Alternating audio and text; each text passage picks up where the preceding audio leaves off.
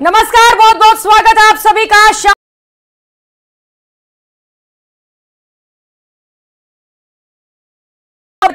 हुए मंत्रिमंडल गठन की कवायद तेज कर दी गई है। सीएम भजनलाल दिल्ली के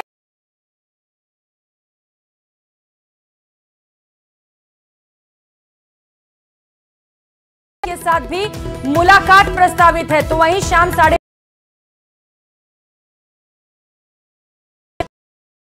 होगी। भाजपा प्रदेशाध्यक्ष सीपी जोशी, केंद्रीय जल शक्ति मंत्री गजेंद्र सिंह शेखावत भी इस बैठक में मौजूद रहे।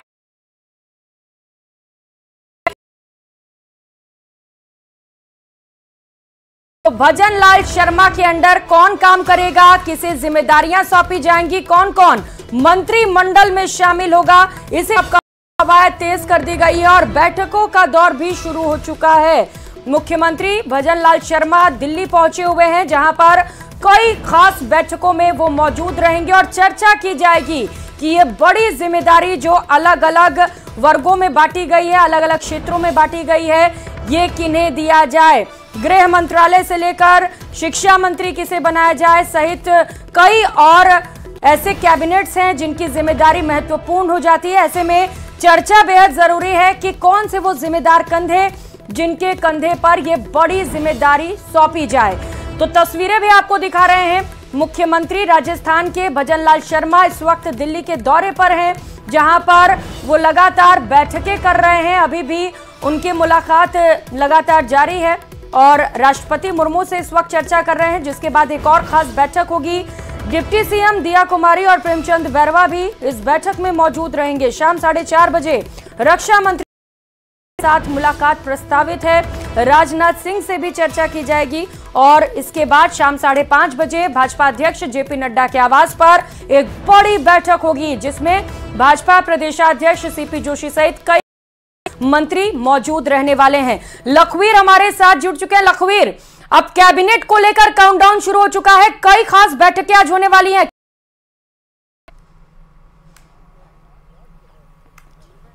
जी बिल्कुल प्रियंका, मंत्री परिषद को लेकर काउंटडाउन अब शुरू हो गया है और आज शाम 5:30 बजे जब बीजेपी अध्यक्ष जेपी नड्डा के आवास पर बैठक होगी तो निश्चित रूप से उस पर मंथन किया जाएगा, क्योंकि उस बैठक में न केवल मुख्यमंत्री भजनलाल शर्मा, उप मुख्यमंत्री दिया कुमारी और प्रेमचंद बैरवा मौजूद रहेंगे, बल्कि बीजेपी प्रदेश अध्यक्ष सीपी जोशी, केंद्रीय जल शक्ति मंत्री गजेंद्र सिंह शेखावत और प्रदेश कोर ग्रुप के अन्य नेता भी मौजूद हैं।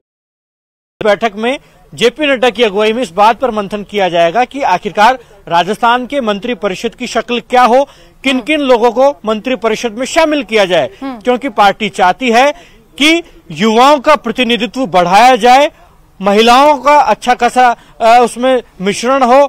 इसके साथ ही पार्टी ये भी चाहती है कि जब मंत्री परिषद का ऐलान हो तो तमाम तरीके के सियासी समीकरण साधे जाएं और तमाम जातियों का और उसके साथ ही तमाम क्षेत्रों का प्रतिनिधित्व देखने को मिले।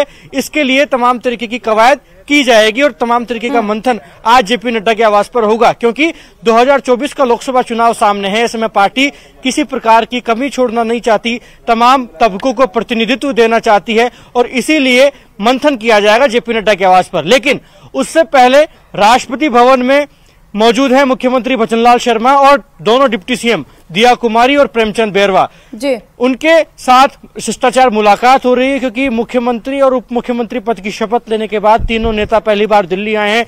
ऐसे में राष्ट्रपति भवन में राष्ट्रपति द्रौपदी मुर्मू से मुलाकात कर रहे हैं और राष्ट्रपति से मुलाकात के बाद शाम 4:30 बजे रक्षा मंत्री राजनाथ सिंह के साथ मुलाकात प्रस्तावित है।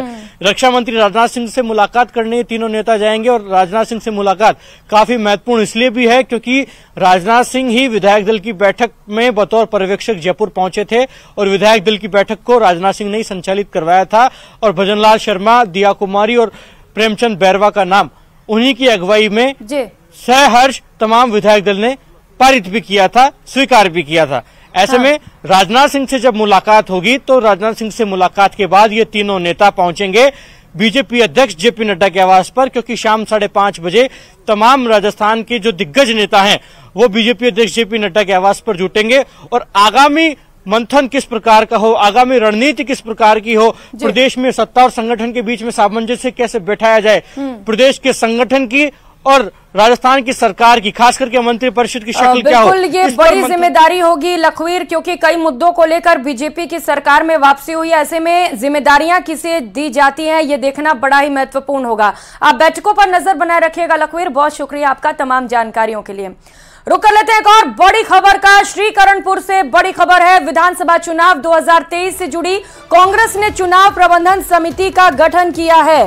पीसीसी चीफ डोटासरा ने इसे लेकर आदेश जारी किए हैं। पूर्व मंत्री, वर्तमान और पूर्व विधायकों को जिम्मेदारी दी गई है।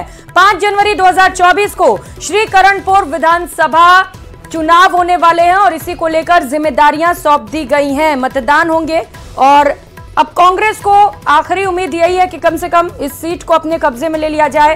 कांग्रेस उम्मीदवार रुपिंदर सिंह कुन्नर हैं, पूर्व मंत्री गोविंद राम मेघवाल, विधायक नरेंद्र बुडानिया, डुंगर राम गैदर, विधायक अभिमन्यु पुनिया समेत कुल 26 लोगों को इस चुनाव में जीत की जिम्मेदारी दी गई है।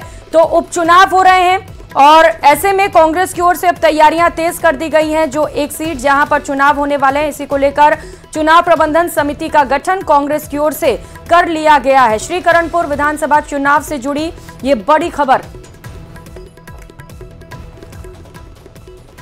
और बीकानेर से बड़ी खबर सामने आ रही है। नोखा में होटल संचालकों में चाकूबाजी की सूचना मिल रही है। 2 होटल संचालकों में चाकूबाजी हुई। आपसी विवाद के चलते दोनों में चाकूबाजी हुई, जिसकी तस्वीरें इस वक्त आप देख पा रहे हैं। चाकूबाजी की घटना का वीडियो वायरल हो गया है। होटल मालिक ने इसे लेकर थाने में मामला दर्ज करा दिया और केस दर्ज कर नोखा पुलिस पूरे मामले की जांच में भी जुट गई है। तो ये तस्वीर गुंडागर्दी और बदमाशी की आप देख पा रहे हैं, जहां पर होटल संचालकों में चाकूबाजी हुई है। हाथों में चाकू लिए ये शख्स, जिसकी तस्वीर इस वक्त आप देख पा रहे हैं जमकर। ये वीडियो सोशल मीडिया पर वायरल हो रहा है। किसी ने इस घटना को अपने कैमरे में कैद कर लिया और उसके बाद इसे सोशल मीडिया पर अपलोड किया गया, जिसके बाद से ही लगातार ये तस्वीरें तेजी के साथ वायरल हो रही हैं। हालांकि आपको बता दें कि इसे लेकर मामला दर्ज करा लिया गया है और पुलिस का कहना है कि इस पूरे मामले पर जांच शुरू कर दी गई है। जो दोषी हैं उन्हें सजा भी दी जाएगी। नोखा से ये तस्वीरें सामने आई हैं, गुंडागर्दी की तस्वीरें, जहां पर दिन दहाड़े चाकूबाजी की घटना को अंजाम दिया गया है।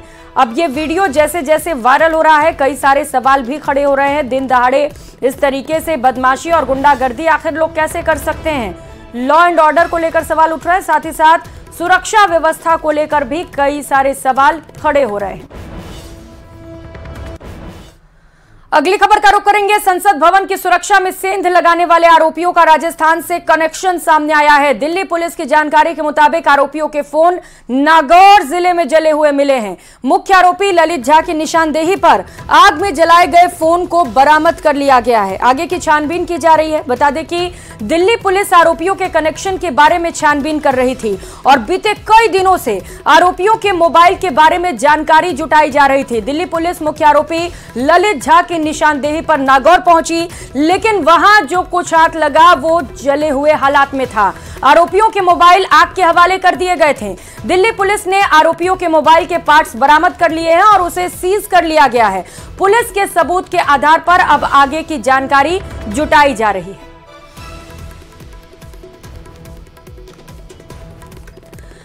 तो ये मोबाइल फोन आप देख पा रहे हैं। संसद सुरक्षा में बड़ी चूक हुई थी और इसके बाद से ही लगातार छानबीन जारी है।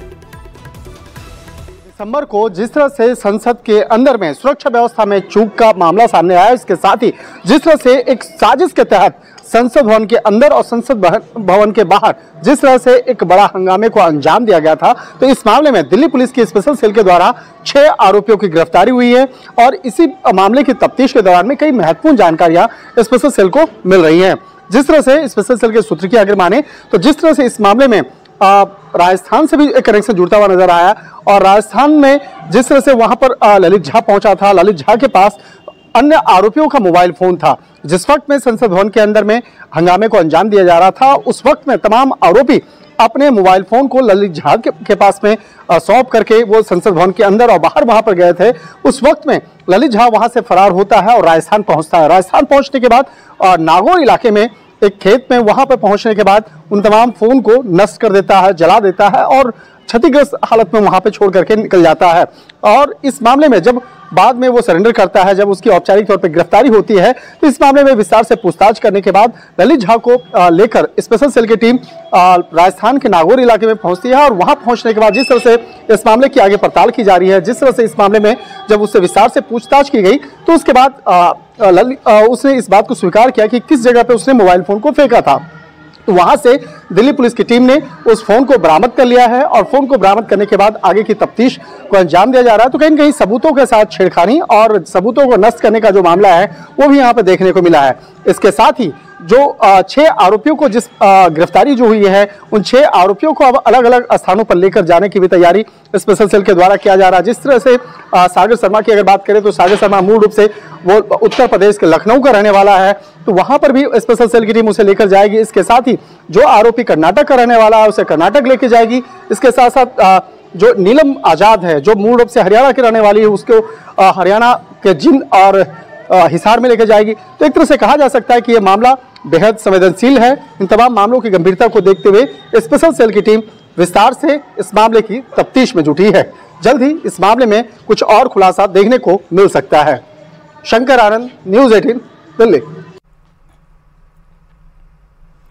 और चलिए सीधे आपको उत्तर प्रदेश लिए चलते हैं, वाराणसी, जहां पर इस वक्त प्रधानमंत्री नरेंद्र मोदी पहुंचे हुए हैं। ये सीधी तस्वीरें आपको दिखा रहे हैं जहां पर केंद्र सरकार की जो अलग अलग योजनाएं हैं उनका भी जिक्र किया जा रहा है, पोस्टर बैनर लगाए जा रहे हैं। उज्ज्वला योजना के तहत जो लाभार्थी हैं उनसे प्रधानमंत्री नरेंद्र मोदी संवाद कर रहे हैं, जानने की कोशिश कर रहे हैं कि उज्ज्वला योजना का कितना फायदा उन तक पहुंचा, कैसे वो इस योजना का लाभ उठा रहे हैं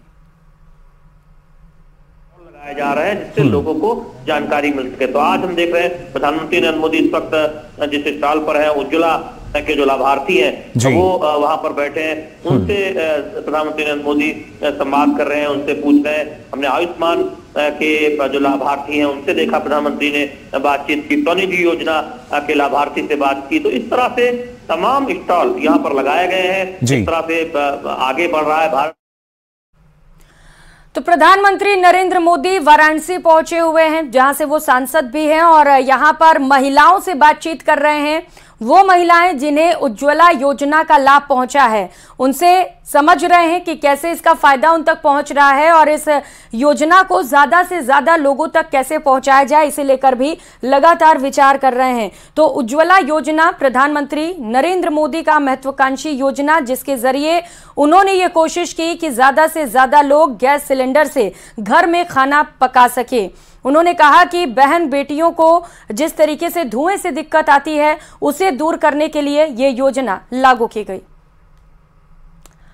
और करौली से खबर है, नवनिर्वाचित विधायक दर्शन सिंह गुर्जर ने शहर में आभार यात्रा निकाली। ये खबर भी आपको बताएंगे, लेकिन फिलहाल यहां रुकेंगे एक छोटे से ब्रेक के लिए, लौटेंगे फौरन।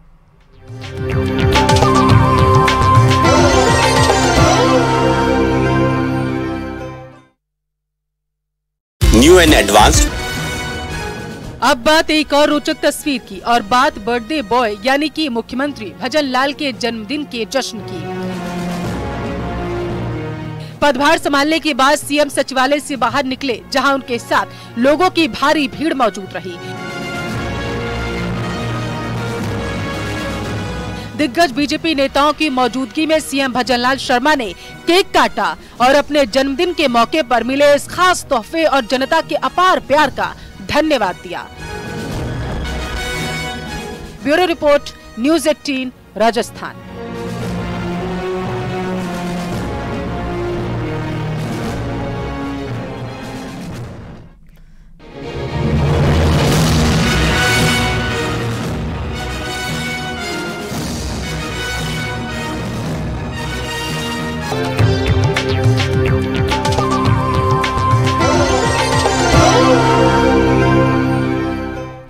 ब्रेक के बाद आप सभी का स्वागत। करौली से मिल रही खबर से आपको रूबरू करा दे, जहां पर नवनिर्वाचित विधायक दर्शन सिंह गुर्जर ने शहर में आभार यात्रा निकाली। गुलाब बाग चौराहे से नगाड़े की धुन पर शुरू हुई आभार यात्रा में करौली के पूर्व राज परिवार के युवराज विश्वस्त पाल समेत बीजेपी पदाधिकारी और कार्यकर्ता भी शामिल हुए। इस दौरान उनके पक्ष में मतदान करने और जिताने के लिए आभार व्यक्त किया। इस दौरान पूर्व विधायक और पूर्व युवराज का लोगों ने जगह जगह पर माला और साफा पहनाकर स्वागत किया और जमकर आतिशबाजी हुई, खुशी का इजहार किया गया। जगह जगह पर लोगों ने मिठाई खिलाकर अपनी खुशी का इजहार किया और आभार यात्रा के साथ ही बीजेपी के पूर्व जिलाध्यक्ष प्रहलाद समेत अन्य नेता भी मौजूद रहे। इस दौरान भारी सुरक्षा बल भी मौजूद रहा।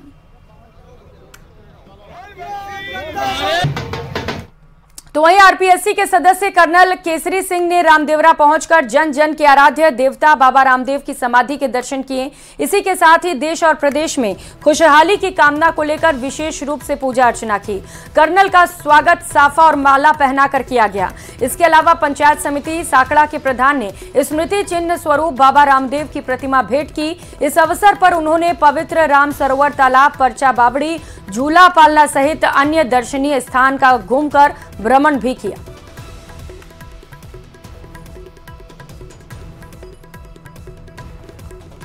खबर सिरोही से है, जहां पर एक सीमेंट कंपनी के तीसरे प्लांट के विस्तार के लिए आयोजित की गई, वहां पर जन सुनवाई के नियमों को भी देखा गया। इस दौरान ग्रामीणों ने इसका विरोध भी किया, जिसके बाद वहां मौजूद एडीएम भास्कर बिश्नोई ने ग्रामीणों की तरफ से बोल रहे गुलाबिंग राज पुरोहित पर निजी टिप्पणी करते हुए उन्हें कार्यक्रम से बाहर फेंकने की धमकी दे दी।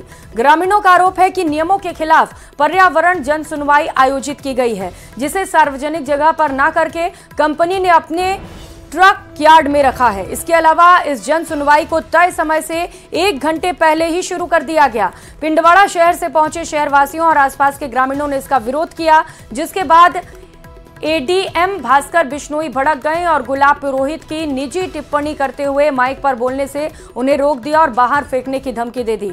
ये वाकया सुनते ही वहां एकत्रित हजारों ग्रामीण के साथ साथ गांव के सरपंच भड़क गए और सभी ने एक सुर में जन सुनवाई का बहिष्कार किया। वहीं अल्ट्राटेक सीमेंट कंपनी की हाय हाय के नारे लगाते हुए जमकर विरोध प्रदर्शन भी किया।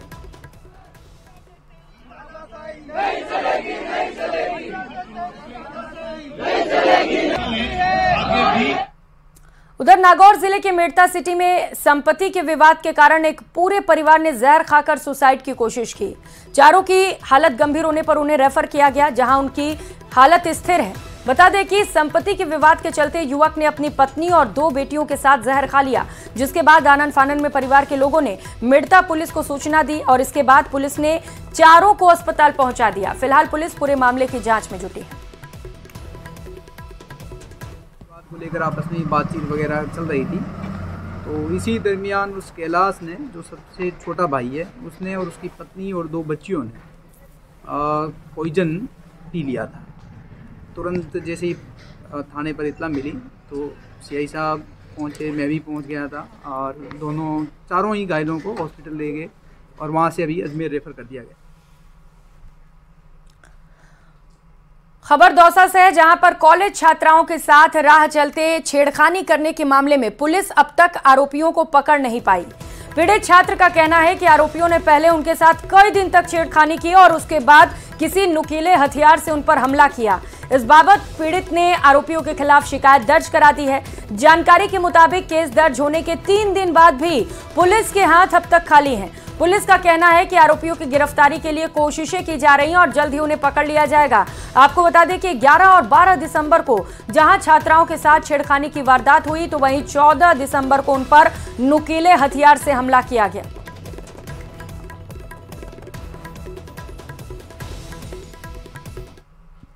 लड़के हैं जो 3 लड़के हैं और हमें 4 दिन से परेशान कर रहे हैं। पहले मेरे हैंडल की मारी है, फिर मेरे दूसरे दिन दोस्त के हाथ पर कट लगा है, तीसरे दिन हमारे साथ कुछ नहीं हुआ, चौथे दिन फिर मेरे गले पर और हाथ पर कट मारे। किस चीज़ से कट मारे?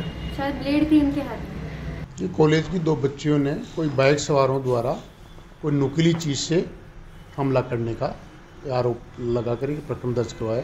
प्रकरण दर्ज है और लगातार हमारी टीमें उस अज्ञात लड़कों को तलाश कर रही है। नहीं, मेन घटना तो 14 तारीख की है, लेकिन उससे पहले भी बच्चियों का कहना है कि भाई एक आध बार और भी उन्होंने पीछा किया। इनका मानना है कि वही लड़के थे, हालांकि बच्चियां पहचान नहीं पा रही, श्योर नहीं है, लेकिन उनको ऐसा संदेह है कि शायद वही लड़के थे।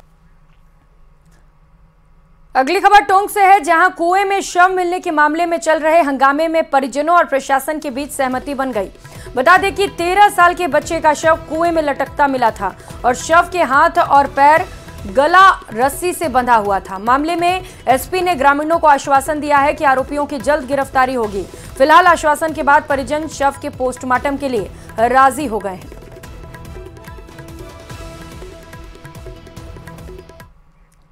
तो वहीं अजमेर के जनाना रोड लोहागल में डिवाइडर से टकराने के बाद कार में आग लग गई, जिससे कार में सवार 3 लोगों की मौत हो गई तो वहीं 2 लोग गंभीर रूप से घायल हो गए। 5 लोग पुष्कर से लौट रहे थे। रफ्तार तेज होने के कारण कार डिवाइडर से टकरा गई। इसके बाद कार में आग लग गई। आग लगने से 3 लोगों की मौत हो गई, जबकि 2 लोग जिंदा जल गए और उनकी स्थिति भी गंभीर बताई जा रही है। ये सभी 5 लोग सिविल डिफेंस के जवान बताए जा रहे हैं। क्रिश्चियनगंज थाना पुलिस अब पूरे मामले को लेकर जांच में जुटी है।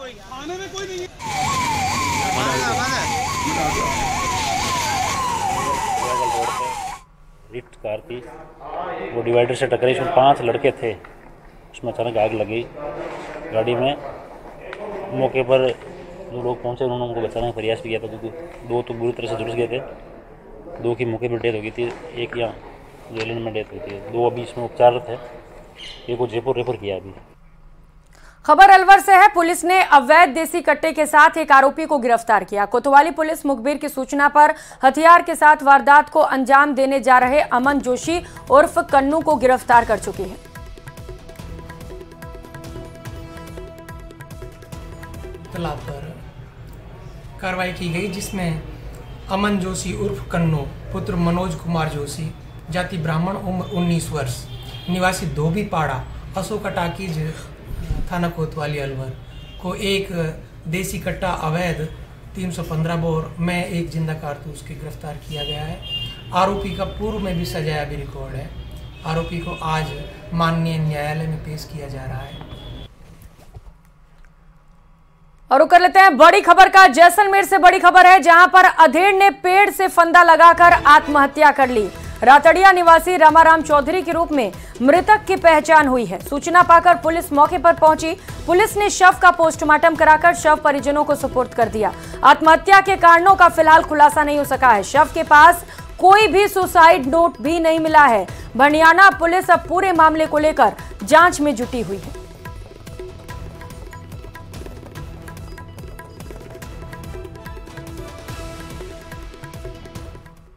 और भावी विधानसभा स्पीकर वासुदेव देवनानी ने विधानसभा सत्र को लेकर बयान दिया है, जिसमें उन्होंने कहा कि मलमास के बाद विधानसभा सत्र बुलाया जा सकता है। साथ ही उन्होंने दावा किया कि मंत्रिमंडल के गठन के बाद प्रदेश सरकार में कार्यों को और गति मिलेगी। न्यूज 18 से खास बातचीत में उन्होंने और क्या कुछ कहा, सुनाते हैं आपको।